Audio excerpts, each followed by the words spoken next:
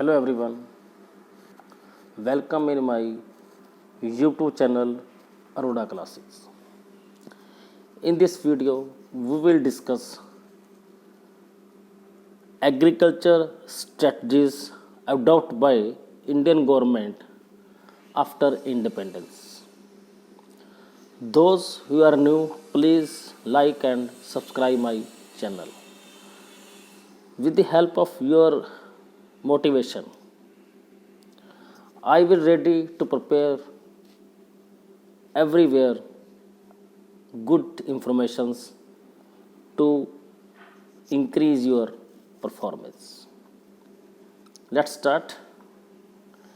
Agriculture strategies means कृषि से संबंधित नीतियाँ.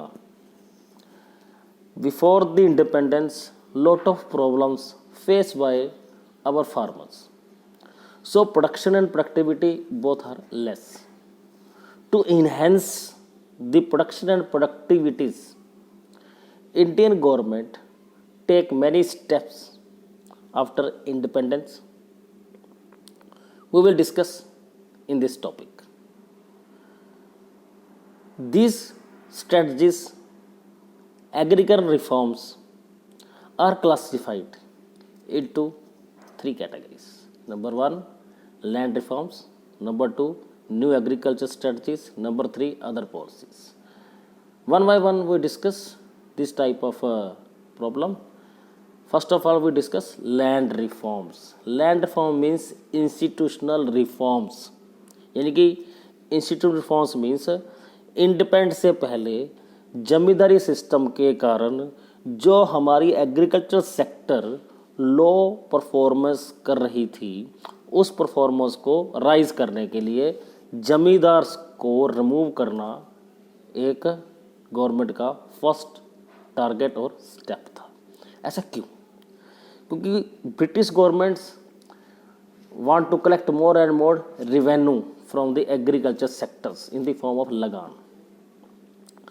That responsibility given to zamindars.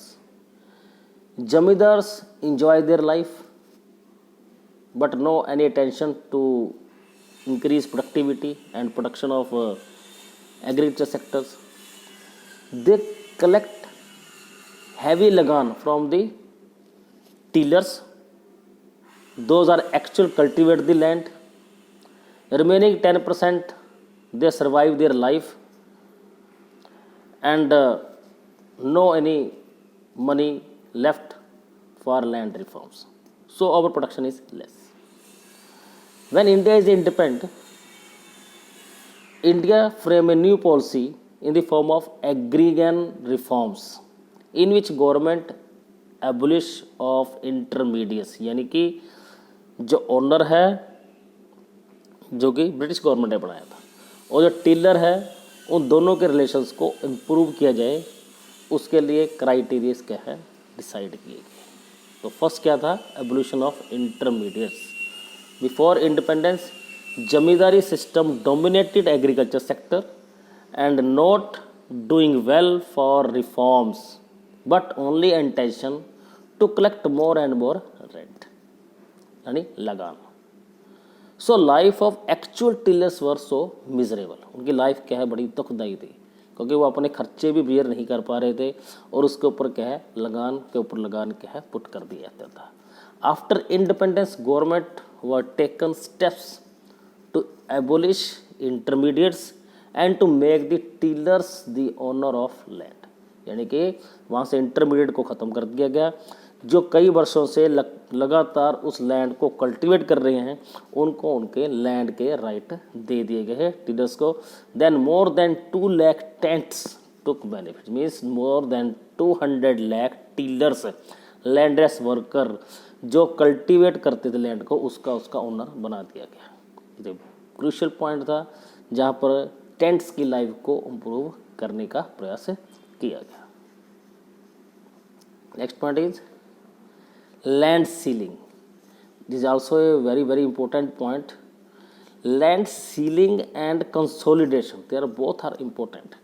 Land ceiling means कि एक फार्मर के पास बहुत सारी लैंड होती थी, वो तो एंजॉय करता था, और टिलर्स के पास कुछ भी नहीं होता था। तो जमींदार को भी नुकसान ना हो और टिलर्स को भी नुकसान ना हो, तो government decide maximum size of land for individual is known as a land ceiling. ये फर्टाइलिटी के बेस पर डिसाइड किया गया, जैसे कि जहाँ एरिया फर्टाइल है वहाँ अप टू 18 एकड़्स, और जहाँ पर एरिया कम फर्टाइल है वहाँ पर more than 50 acres, but less than 80। It mean fixation of maximum size of land which could be owned by an individual. बाकी जो सरप्लस लैंड थी they are distribute among the tillers, है ना, ताकि उनको मालिकाना हक मिल सके और अपनी इच्छा से वो प्रोडक्शन कर सकें, लैंड रिफॉर्म कर सकें, जिससे प्रोडक्शन और प्रोडक्टिविटी दोनों बढ़े, जिससे एग्रीकल्चर प्रोडक्शन को राइज किया जा सके। Main purpose of land ceiling was to reduce the concentration of land into few hand. This method is successful in few states because government are not forcefully put this type of reforms. So only few states take benefits. More than 6 lakh farmers take benefit of this schemes. In Haryana and Punjab totally fail. Only West Bengals and Bihar, Jharkhand के few areas there this policy was successful. Next is consolidation. Next point, consolidation is also a main responsible of reducing the production of India because a small holder जिनके पास कम भूमि है उसकी land कम ही नहीं है, वो बिखरी हुई है, कोई 10 किलोमीटर के बाद है, कोई 5 किलोमीटर के बाद है, तो लैंड भी कम है और वो बिखरी हुई है, स्कैटर्ड है। तो उस लैंड पर मॉडर्न टेक्निक्स को यूटिलाइज करना is so difficult. If any farmer tried to put modern technique in small holding which are scattered, cost of production rise. When cost of production rise, farmers cannot fulfill their needs, then committed suicide. आज भी यही कुछ हो रहा है, क्योंकि individual farming India के अंदर सबसे बड़ी प्रॉब्लम है स्मॉल होल्डर्स के लिए। वो बड़े किसान को देखकर मशीनरी पर स्पेंड तो कर रहे हैं, बट उसका प्रॉपर यूटिलाइज ना होने के कारण उनके खर्चे बढ़ गए, जिस कारण से प्रॉब्लम है। तो सरकार ने क्या किया, कंसोलिडेशन किया कि जो स्कैटर्ड लैंड है फार्मर के एग्रीमेंट के आधार पर उनको एक जगह पर लैंड कलेक्ट कर देगी ताकि उसको वो टेक आउट कर सके। It mean scattered land of farmers give at one place with agreement. It help to farmer to save time and money. Cost of crop also go down.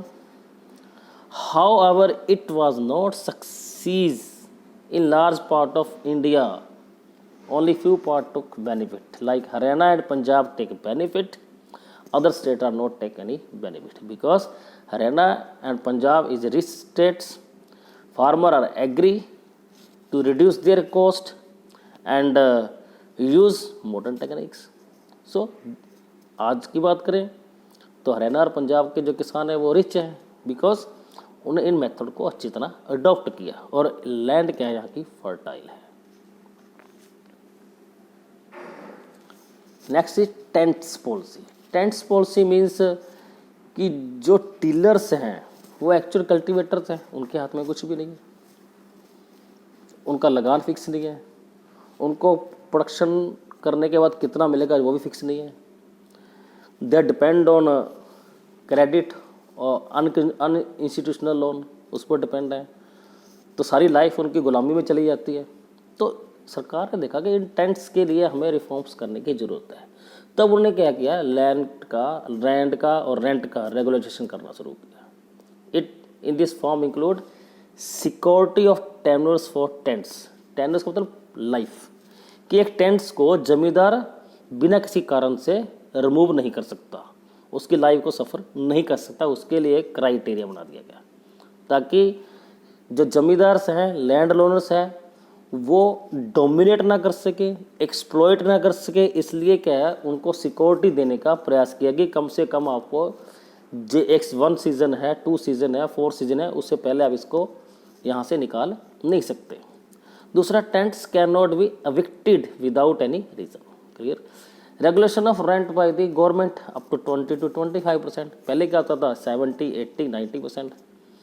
अब जो tillers है उसके हाथ में कुछ बचेगा, क्योंकि 20 से 25% से ज़्यादा रेंट और लगान वसूल नहीं किया जा सकता।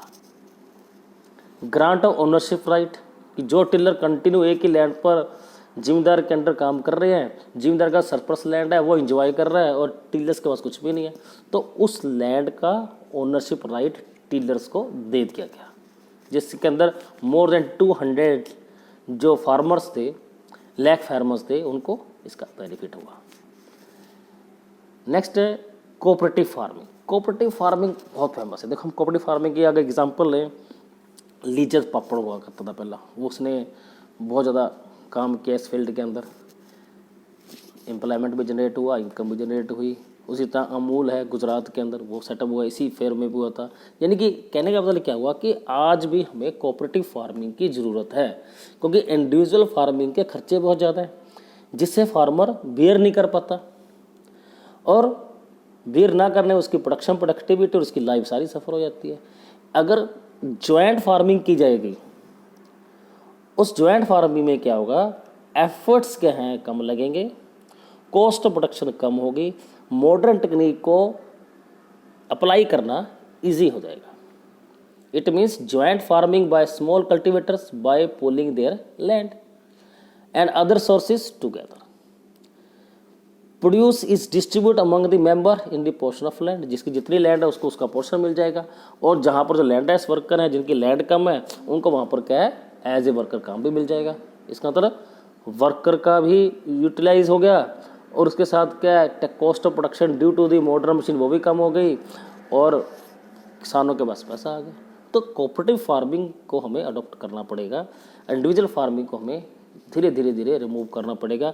That is only way to increase the double income of farmer according to prime minister Modi. Otherwise all the schemes on ground are not any leveled. Thank you. Have a nice day. If you have any problem, please discuss with me.